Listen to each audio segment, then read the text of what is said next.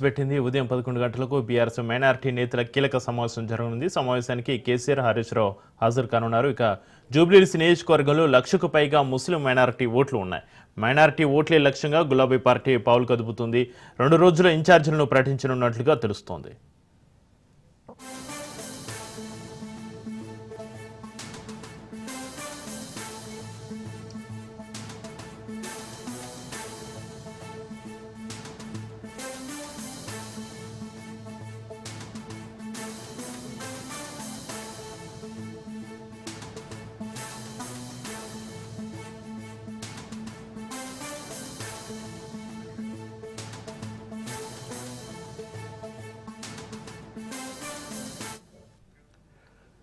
జూబ్లీహిల్స్ ఉప ఎన్నికపై BRS focus పెట్టింది. ఉదయం 11 గంటలకు బీఆర్ఎస్ మైనారిటీ నేతల కీలక సమావేశం జరగనుంది. సమావేశానికి కేటీఆర్, హరీష్ రావు హాజరు కానున్నారు.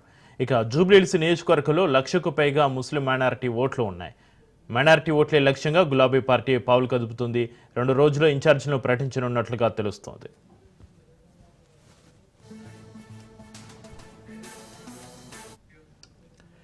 జూబ్లీహిల్స్ ఉప ఎన్నికపై బీఆర్ఎస్ ఫోకస్ పెట్టింది. ఉదయం 11 గంటలకు బీఆర్ఎస్ మైనారిటీ నేతల కీలక సమావేశం జరగనుంది. సమావేశానికి కేటీఆర్, హరీష్ రావు హాజరు కానున్నారు. జూబ్లీహిల్స్ నియోజకవర్గంలో 1,00,000కు పైగా ముస్లిం మైనారిటీ ఓట్లు ఉన్నాయి. మైనారిటీ ఓట్లే లక్ష్యంగా గులాబీ పార్టీ పావులు కదుపుతోంది. ఇక దీనికి సంబంధించి మరింత సమాచారాన్ని మా ప్రతినిధి సైదులు ఫోన్లైన్లో అందిస్తారు. సైదులు, జూబ్లీహిల్స్ ఉప ఎన్నికపై బీఆర్ఎస్ ఫోకస్ ఉదయం 11 గంటలకు బీఆర్ఎస్ మైనారిటీ నేతల కీలక సమావేశానికి సంబంధించి మీ దగ్గర ఉన్న అప్డేట్స్ ఏంటి సైదులు?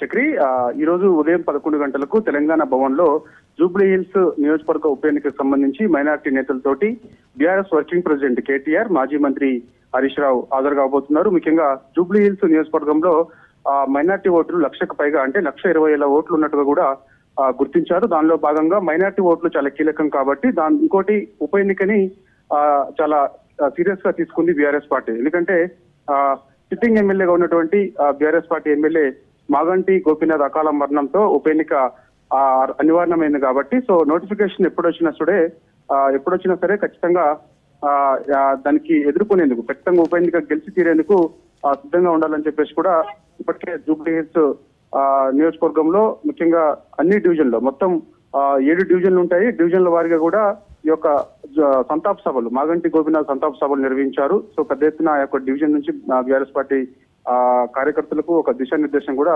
చేశారు. అంటే ఖచ్చితంగా జూబ్లీహిల్స్ ఉప ఎన్నిక గెలవాల్సిందని చెప్పేసి కూడా ఒక పట్టుదలతో ఉంది. ఎందుకంటే కంటోన్మెంట్ సిట్టింగ్ స్థానం బీఆర్ఎస్ పార్టీ కోల్పోయింది. ఎందుకంటే లాస్య నందిత అకాల మరణం తర్వాత కంటోన్మెంట్ సిట్టింగ్ స్థానం యాక్చువల్ గా బీఆర్ఎస్ పార్టీ గెలుస్తుందని